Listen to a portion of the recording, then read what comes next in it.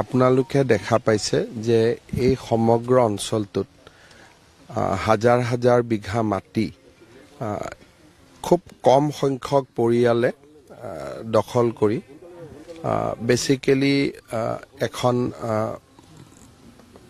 ক'বলৈ গ'লে এটা অৰ্থনৈতিক ভাৱে তেওঁলোকে বা বেদখলকাৰীসকলে নিজৰ স্থিতি শক্তিশালী কৰিছিলে।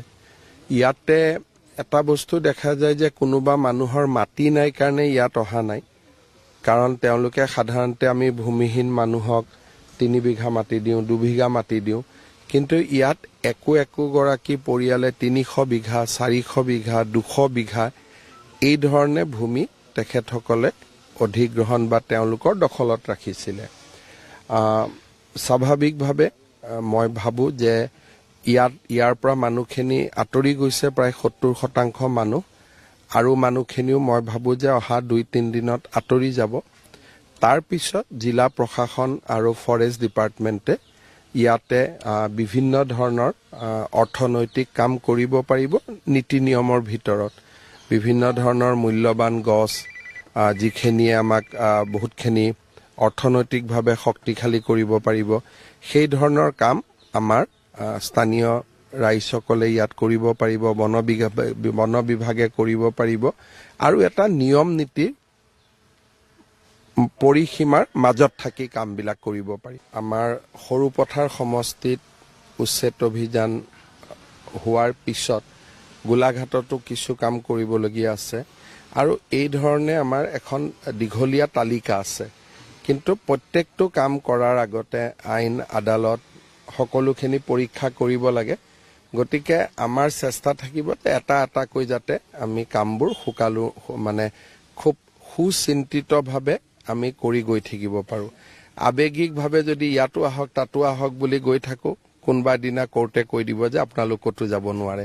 সেইকাৰণে আমি আইন আদালত, অধিবক্তা, আমাৰ নিজৰ অভিজ্ঞতা, এই সকলোবিলাক লৈ পেলাই এটা এটাকৈ আমি স্পটত গৈ আছো, আৰু য'ত আমি জানো যে আমাৰ স্থিতি আইনগত দিশৰ পৰা মজবুত, আমি তেনেকে এটা এটাকৈ কৰি গৈ আছো। আৰু মই ভাবো যে গোটেই অসমতে ইয়াৰ পিছতো 2-3 জেগাত হ'ব, তাত কাম চলি আছে। গতিকে সেই ধৰণে এটা এটাকৈ আমাৰ বন বিভাগকৈ ফৰেষ্ট, VGR, PGR, সত্ৰৰ মাটি, নামঘৰৰ মাটি, এইখিনি আমি লাহে লাহে উদ্ধাৰ কৰি থাকিম। আপোনালোকে দেখা পাইছে যে এই সমগ্ৰ অঞ্চলটোত হাজাৰ হাজাৰ বিঘা মাটি খুব কম সংখ্যক পৰিয়ালে দখল কৰি বেসিক্যালি এখন ক'বলৈ গ'লে এটা অৰ্থনৈতিক ভাৱে তেওঁলোকে বা বেদখলকাৰীসকলে নিজৰ স্থিতি শক্তিশালী কৰিছিলে। ইয়াতে এটা বস্তু দেখা যায় যে কোনোবা মানুহৰ মাটি নাই কাৰণে ইয়াত অহা নাই, কাৰণ তেওঁলোকে সাধাৰণতে আমি ভূমিহীন মানুহক 3 বিঘা মাটি দিওঁ, 2 বিঘা মাটি দিওঁ, কিন্তু ইয়াত একো পৰিয়ালে 300 বিঘা, 400 বিঘা, 200 বিঘা এই ধৰণে ভূমি তেখেতসকলে অধিগ্ৰহণ বা তেওঁলোকৰ দখলত ৰাখিছিলে। স্বাভাৱিকভাৱে মই ভাবো যে ইয়াৰ পৰা মানুহখিনি আঁতৰি গৈছে প্ৰায় 70% মানুহ, আৰু মানুহখিনিও মই ভাবো যে অহা 2-3 দিনত আঁতৰি যাব।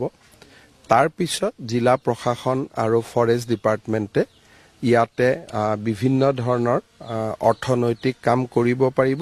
নীতি নিয়মৰ ভিতৰত বিভিন্ন ধৰণৰ মূল্যৱান গছ যিখিনিয়ে আমাক বহুতখিনি অৰ্থনৈতিকভাৱে শক্তিশালী কৰিব পাৰিব, সেই ধৰণৰ কাম আমাৰ স্থানীয় ৰাইজসকলে ইয়াত কৰিব পাৰিব, বন বিভাগে কৰিব পাৰিব, আৰু এটা নিয়ম নীতিৰ